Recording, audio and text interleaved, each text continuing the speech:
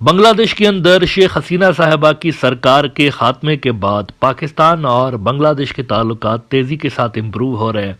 Recently हमने देखा कि हिस्टोरिकल डिसीजन लिया गया, दोनों मुल्कों के दरमियान 1971 से लेकर कोई डायरेक्ट शिपिंग रूट नहीं था, उसको खोल दिया गया है। अब दोनों मुल्कों के ट्रेडर्स डायरेक्टली एक दूसरे की तरफ ट्रेड कर रहे हैं और इससे टाइम और कॉस्ट जो है वो ट्रेडर्स की कम हुई है दोनों मुल्कों में। इसके अलावा एक बड़ी डेवलपमेंट ये हुई है और ये खुलासा बांग्लादेश के जो हाई कमिश्नर हैं पाकिस्तान के अंदर मोहम्मद इकबाल हुसैन साहब, उन्होंने ये खुलासा किया है कि पाकिस्तान और बांग्लादेश के दरमियान कराची और इस्लामाबाद से डायरेक्ट फ़्लाइट्स स्टार्ट होने जा रही हैं। यानी वो जो एक बातचीत चल रही थी डायरेक्ट फ़्लाइट्स स्टार्ट करने के हवाले से, वो स्टार्ट होने जा रही है। शेख हसीना के दौर में ये फ़्लाइट्स बंद हो गई थी, पहले बांग्लादेश ने बंद कर दी थी, उसके बाद पाकिस्तान की जो नेशनल एयरलाइन है उनकी फ़्लाइट चलती रही। बांग्लादेश ने पहले बंद कर दी, शेख हसीना ने बंद कर दी थी, लेकिन पाकिस्तान की जानिब से फिर भी फ़्लाइट्स जारी रही। लेकिन फिर उनके अमले को, उनके जो क्रू है पाकिस्तानी एयरलाइन का, उसको इतना ज़्यादा तंग किया जाने लगा ढाका में कि उन्होंने फ़्लाइट्स ऑपरेशन यहाँ पे बंद कर दिए थे। लेकिन अब उसको रिज्यूम करने की तैयारियां मुकम्मल कर ली गई हैं। दो शहरों के नाम सामने आ रहे हैं, इस्लामाबाद और कराची। यहाँ से बांग्लादेश की तरफ फ़्लाइट्स जाएंगी। लेकिन इंटरेस्टिंग बात क्या है? इंटरेस्टिंग बात यह है कि ये जो फ़्लाइट्स होंगी दोनों मुल्कों की, ये कहाँ से क्रॉस करेंगी, किसकी एयर स्पेस के अंदर से क्रॉस कर रही होंगी? इंडिया से। इंडिया की कई सारी स्टेट्स ऐसी हैं जहां से ये फ़्लाइट्स क्रॉस कर रही होंगी। नाउ इंटरेस्टिंगली इंडिया गालिबन इस चीज़ के हक़ में नहीं था कि दोनों मुल्कों के दरमियान फ़्लाइट्स इस तरह से रिज्यूम हो, लेकिन उनको ना चाहते हुए भी इसकी इजाज़त देनी पड़ेगी।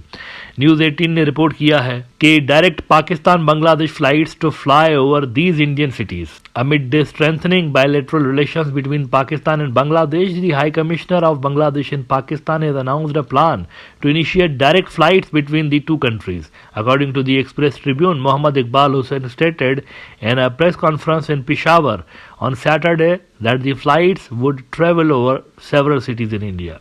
अच्छा, कौन कौन से शहर या स्टेट्स हैं इंडिया की जहाँ के ऊपर से ये फ़्लाइट्स क्रॉस कर रही होंगी? तो इसके लिए वो कहते हैं कि speaking about the route of flights flying from Dhaka to Islamabad, he said that it will pass over West Bengal, Jharkhand, Bihar, Lucknow and other cities of Uttar Pradesh, New Delhi, Haryana and Punjab in India. On the other hand, if the flight is going from Dhaka to Karachi, it will pass through Rajasthan in the state of Punjab. Rajasthan वाला root जो है वो थोड़ा सा करीब पड़ेगा, अगर आप नक्शा देखें तो करीब पड़ेगा। पंजाब के ज़रिए अगर जाएंगी फ़्लाइट तो ये थोड़ा सा लंबा रूट होगा। तो ये उन्होंने रूट्स का भी बता दिया है और ये भी कहा है कि जी ये जल्द स्टार्ट होने जा रहा है। इसके अलावा एक बड़ी डेवलपमेंट हुई है और वो बड़ी डेवलपमेंट ये हुई है कि बांग्लादेश की नेवी का एक शिप जो है वो जा रहा है Pakistan. It's on the way और ये पाकिस्तान की तरफ जा रहे हैं। बीएनएस समुद्रा जॉय इस बांग्लादेशी जहाज का नाम है जो कि पाकिस्तान आ रहा है। अच्छा, ये पाकिस्तान क्यों आ रहे हैं? पाकिस्तान ये इसलिए आ रहे हैं क्योंकि वहाँ पर अमन एक्सरसाइजेज हो रही हैं 7 से 11 फरवरी तक। 7 से 11 फरवरी तक कराची में ये एक्सरसाइज होंगी, तो वहाँ पर बांग्लादेश भरपूर तरीके से पार्टिसिपेट करने जा रहे हैं अपने जहाज़ों समेत। तो इसी हवाले से ये जहाज़ वहाँ पर जा रहा है। बिजनेस से स्टैंडर्ड ने इस पर रिपोर्ट किया है कि Bangladeshi warship heads to Pakistan. Bangladeshi Navy warship BNS Samudra Joy is heading to Karachi, Pakistan to participate in the International Fleet Review. The ship departed from Chittagong Nell Jetty on Sunday afternoon, according to a press release issued by the Navy. The press release stated that the ship is en route to participate in exercise Aman 2025, scheduled to take place in Karachi, Pakistan from February 7 to 11. अच्छा, ये याद रहे कि इससे पहले बांग्लादेशी जो military है उनका टॉप का डेलीगेशन कराची का दौरा कर चुका है रिसेंटली। अभी हाल ही में उनका दौरा कंक्लूड हुआ है और वो कराची भी गए थे। कराची में जो पाकिस्तान नेवी का हेडक्वार्टर है वहाँ पर उनके जो फैसिलिटीज़ हैं उनका उन्होंने मुआयना किया और बांग्लादेश और पाकिस्तान ने ये फैसला किया है कि नेल जो कोऑपरेशन है वो बढ़ाएंगे दोनों मुल्क। इसके अलावा इंडियन मीडिया दोनों मुल्कों के हवाले से एक बड़ी खबर ये लगा रहा है, जो कि मैं कंफर्म नहीं कर सकता ऑब्वियसली, लेकिन कई सारे इंडियन न्यूज़ आउटलेट्स में ये खबर लगी है। वो कह रहे हैं कि ये जो पाकिस्तानी है ना और बांग्लादेशी, ये मिलके कोई रोहिंग्या की फोर्स बना रहे हैं रोहिंग्या की फोर्स बना रहे हैं। रोहिंग्या की फोर्स क्यों बना रहे हैं? रोहिंग्या की फोर्स ये बना रहे हैं अराकान आर्मी को चेक में रखने के लिए। अराकान आर्मी अगर गड़बड़ करे या अराकान आर्मी कुछ डंडी मारने की कोशिश करे तो उनको सबक सिखाने के लिए ये दोनों मुल्क रोहिंग्या जो लोग हैं उनका एक ग्रुप बना रहे हैं। और अल्टीमेट ऑब्जेक्टिव जो बताया जा रहा है इंडियन मीडिया के अंदर वो ये बताया जा रहा है कि ये दोनों वहाँ पर Rakhine state by force create करने की कोशिश करने जा रहे हैं। अगर अराकान आर्मी वाले मान गए तो ठीक है, नहीं माने तो फिर उनको मनवाया जाएगा।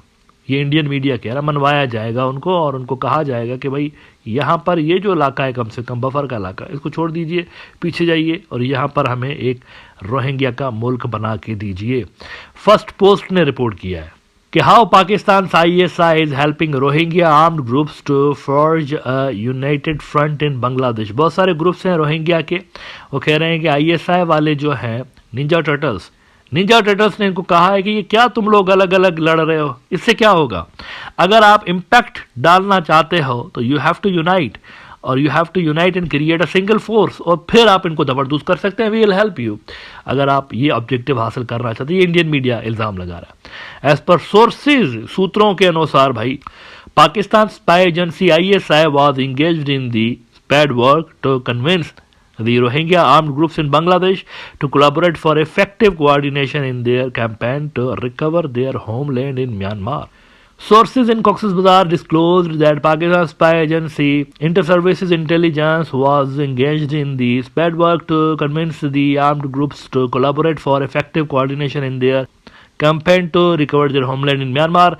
Assisting the ISI was a section of Bangladesh government officials who had the approval of the new regime in Dhaka. क्या इंडियन मीडिया की ये खबर दुरुस्त है? द आंसर इज नो, दुरुस्त नहीं है।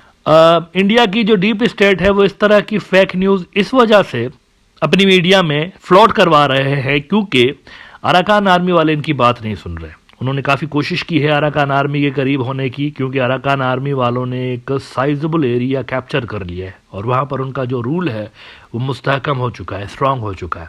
बाकायदा मिनिस्ट्रियाँ बन गई हैं वहाँ पर, वो लोग ट्रेड की मिनिस्ट्री और दीगर मिनिस्ट्रीज़ जो हैं वो यहाँ पर बना चुके हैं। और इसके अलावा चाइनीज़ जो हैं वो भी इनके साथ कुछ मामला इतना ख़राब करके नहीं बैठे हुए, अच्छे ताल्लुकात हैं उनके चाइना के साथ और अराकान आर्मी चाहता है कि उनके चाइना के साथ ठीक रिलेशंस रहें।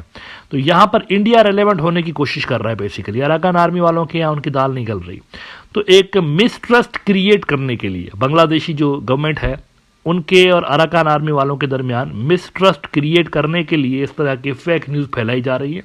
ग्राउंड पे ऐसी कोई सूरत हाल नहीं है। हाँ, उनसे बातचीत ज़रूर कहीं ना कहीं पे हो रही है, बांग्लादेश कांटेक्ट में है उनके साथ और रोहिंग्या का इशू डिस्कस नंबर 1 प्रायोरिटी पे किया जा रहा है।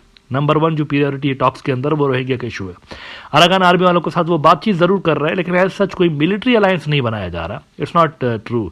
कोई पाकिस्तान इंगेज नहीं है वहाँ पर, कोई बांग्लादेश इंगेज नहीं, इस हवाले से बातचीत कर रहे हैं। और ये भी मैं आपको बता दूं कि काफ़ी मामलों पे बाय द वे कंस्ट्रक्टिव बातचीत भी हुई है। वो रिकग्निशन चाहते हैं, असल में उनका जो नंबर 1 मुद्दा है वो रिकग्निशन है। वो चाहते हैं हमारे साथ ट्रेड करिए, हमें रिकग्नाइज करिए कि हम लेजिटिमेट फोर्स हैं, उसके बाद हम आपके जो मुतालबात हैं वो मानने को तैयार हैं। इंडिया को फिलहाल वो घास नहीं डाल रहे, तो इसी वजह से ये जो फेक न्यूज़ है वो आपको इंडियन मीडिया के अंदर फ्लोट होती हुई नज़र आ रही है।